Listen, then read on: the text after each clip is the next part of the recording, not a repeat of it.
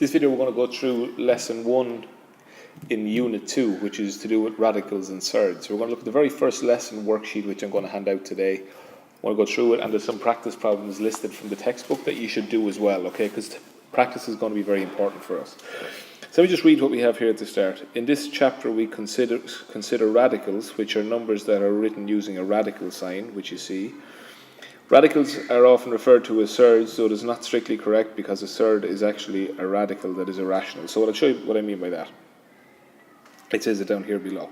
Some radicals are rational, but most are irrational and are referred to as surds. So look, a basic example. If you do, let me ticken up the marker there a little bit. If you do the square root of 4, that's 2. So that's a radical. That's just a normal radical. But if you do the square root of 3, that's 1.7 something something something. So that's a surd. A surd is a radical which doesn't give you a whole number. Okay? It's pretty simple. So let's look at some operations with radicals, okay? So I'm going to go through these here. So look at this first one. One of the things about radicals is that you can multiply one radical into another radical. So for example, we have root 5 squared. So that means root 5 times root 5, which is root 25. And what's the square root of 25? 5. Okay? So look, when you multiply root 5 by root 5, it actually gives you 5. If you multiply root 7 by root 7, it gives you 7. Okay? Now you can jump this little step here if you want to, but if you're not sure, you can just know that root 5 times root 5 is root 25, which turns out to be 5. This one here, let's look at this. So it's 1 over root 5 times 1 over root 5. Okay, so two fractions. So you multiply the top by the top, you get 1. The bottom by the bottom, you get root 25. Okay, because you can multiply one radical into the other and the radical stays. And then root 25 is 5. Alright? Let's move down to the next one, or move over one. Let's see. So we have 2 root 5 cubed. So that means 2 root 5 times 2 root 5 times 2 root 5. So I'm going to write it out like that. So it's 2 root 5 times 2 root 5 times 2 root 5. Now, I'm going to line up the numbers with the numbers. So it's 2 times 2 times 2 times root 5 times root 5 times root 5. Now, we can't multiply a number into a radical, okay? For example, if somebody says that 2 root 5 is equal to root 10, that's completely wrong. If you multiply root 2 by root 5, that would be root 10. So let's look. If you multiply the numbers together, 2 by 2 by 2 is 8. Now let's look at the radicals.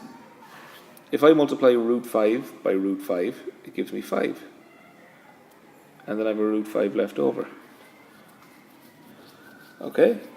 So when you have root 5 by root 5, right, every pair of root 5s that you're multiplying cancel out to give you a 5. So we have 8 times 5 times root 5, so the answer is 40 root 5. Okay. Now go to your textbook. These problems can be done there for practice. Before we do that, let's look at the last one here. So we have minus 2 root 5 times 3 root 5. So look, we want to do minus 2 times 3 times root 5 times root 5. Ignore that, that's my phone. Now you multiply the two numbers together. Minus 2 by 3 gives you minus 6.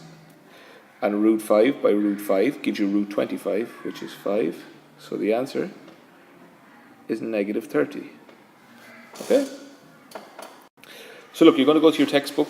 You're going to go to page 66, exercise 3A1, questions 1A, 1B, 1E, 1F, and 3A, 3B, 3D, 3E, and so on. So these are the questions you're going to do for practice. When you've them done, you can pause the video now, do them questions, and then come on to look at the next part. Now in this one, adding and subtracting radicals. Basically what you're doing here, it's like when we do like terms in algebra with x's and y's. This is the same type of thing. Okay, so you look at all the root 2's, for example, you add them up. You look at all the root 3's, you add all them up. You look at the root 4's, you add all them up. And you just want to see how much of each one do we have. So if I look at this here, and I'm going to do a couple of examples at the bottom as well. If I have 3 root 2, and then I have another 4 root 2, how many root 2's do I have in total? 7. 7 root 2. It's like if that was 3x plus 4x.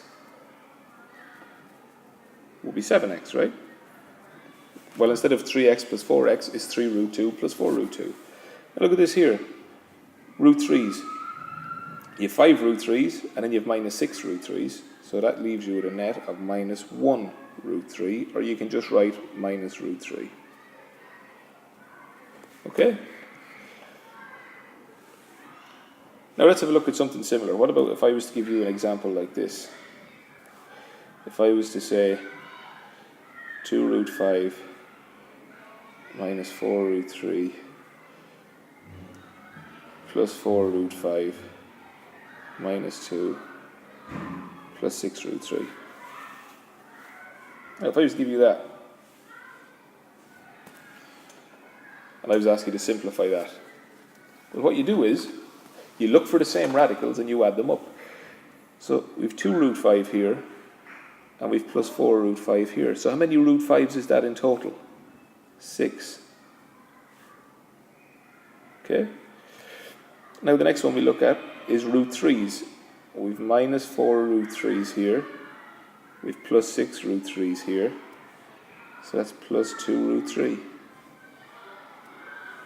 Now, what have we got left? All we have left over is the minus 2, so we just stick that on at the end.